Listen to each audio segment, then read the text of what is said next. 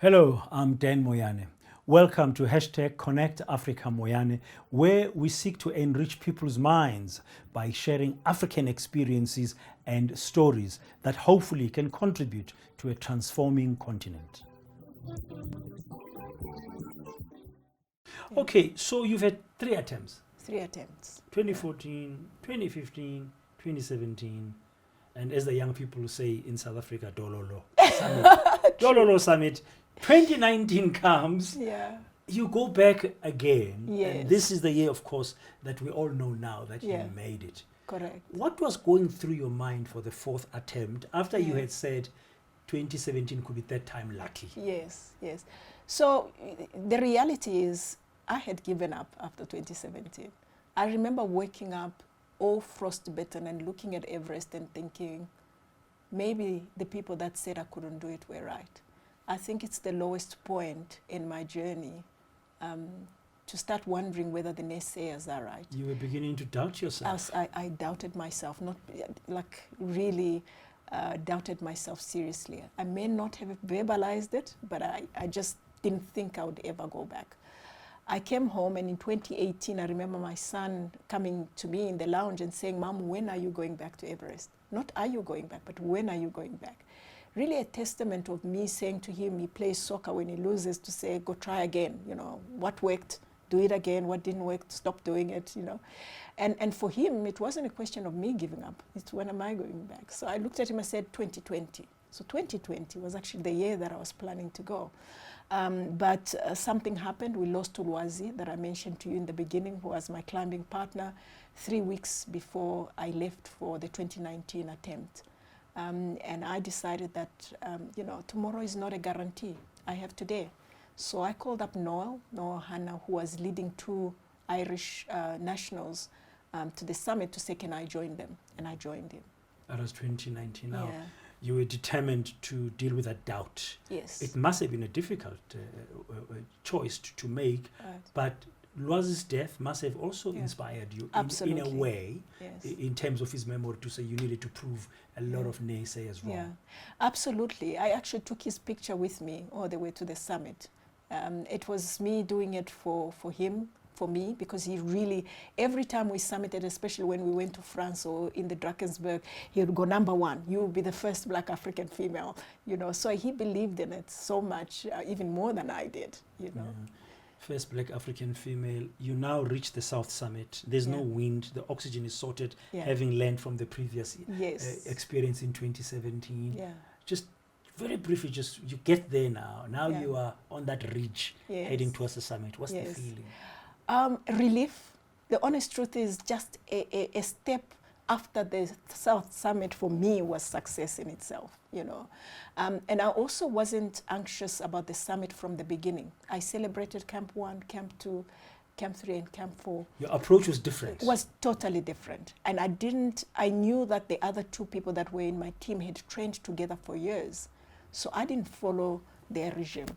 I went my own, I had my own guide within the group. And I know it was like, you know, your own journey, really. And this is something that I think I've taken in my life, even in everything that I do. So now you are there at the summit. 4th time round, you've Yeah. made it. Yes. What's the feeling? Filled with emotions. It was a humbling experience and an opportunity of a lifetime, you know, realizing that all those doors that I felt were being closed in my face were actually really windows, and the gate was left open for me to, you know, step into greatness, if I may call it that. But I also remember thinking about my mother saying the sky is the limit, and how wrong she was, because I was above the clouds. So for me now, the motto is we need to aim higher, you know. Just because what we can see is the sky doesn't mean that's where our limit ends. We can do more. But normally, most climbs, Bradan, when I'm on the summit, I jump. I don't know if you've seen some of my pictures. This one, I sat down. You know, You because sat down. I sat down. Is it because you needed a moment to take it all in? Absolutely, absolutely. I could not believe it. The Sherpas were like, it's there, you know, from the South Summit. And you get to where they say it's there, they say, no, it's on the other side. So I actually had to go all the way up to the end to really believe that I am there for sure. And after I did that, I sat down. I just sat. Yeah. And so you've now reached the top of the world, the first Yes. black African woman. I know there were many thoughts in your mind going through. You mentioned Loazi, you took a picture of him. He had passed on a few weeks before you did that 2019 climb. Yes. Now, you have to come down. Yes. Apparently, you can't stay for too long. Yes. On the summit. Yes. Because of the conditions. As you're coming down, are you feeling elated still? As I was coming down, I remember turning back with huge FOMO to say, is there something that I should have seen that I haven't seen? Maybe I'll never do this. Did you take the pictures? Did you take the right picture? Exactly.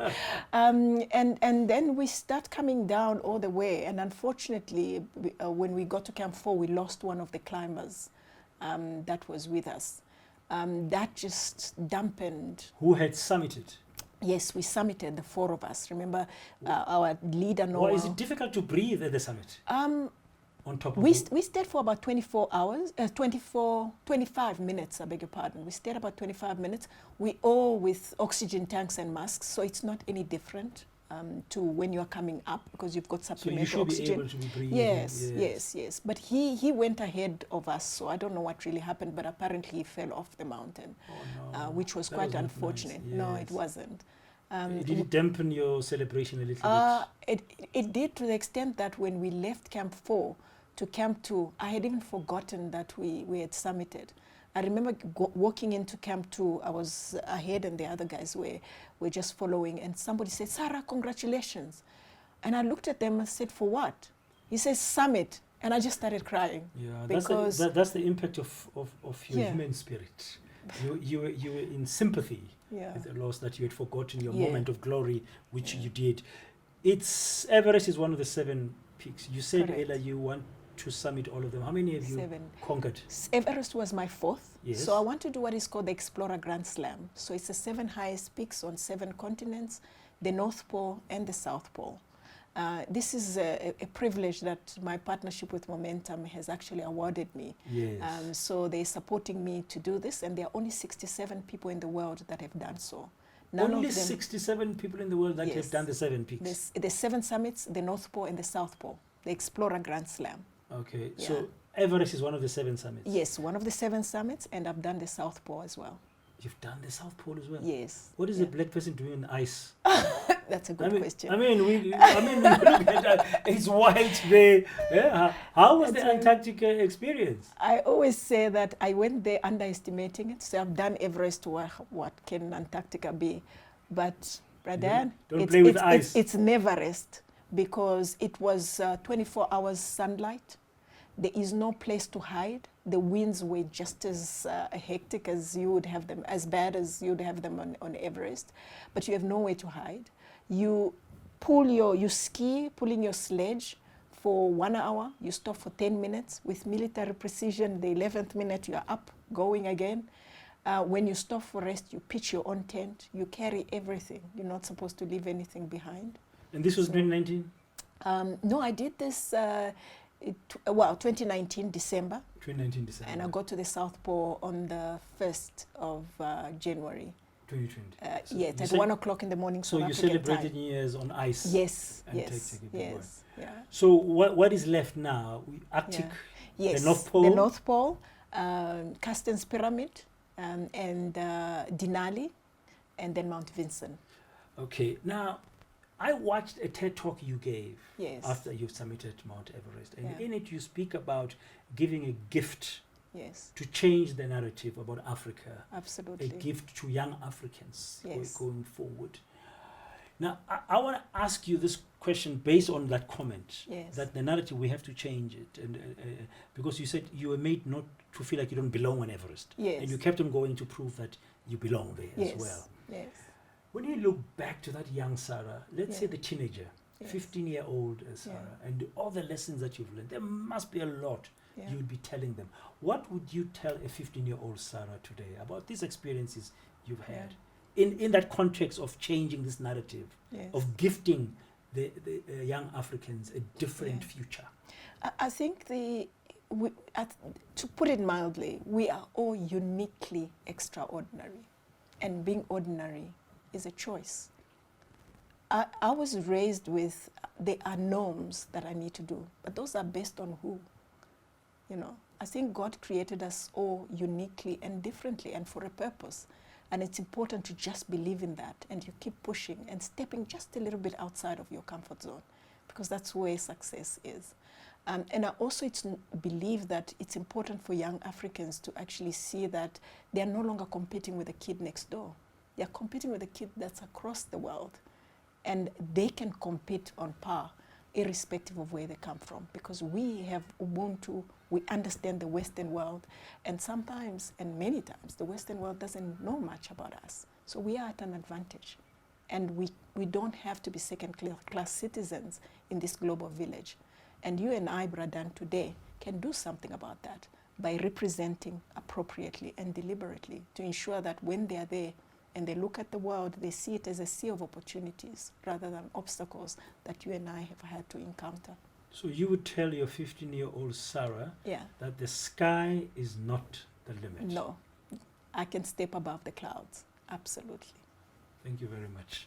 It's beautiful. Thank you, Sarah. Thank you. For the talk today. Thank you. Appreciate it. All right.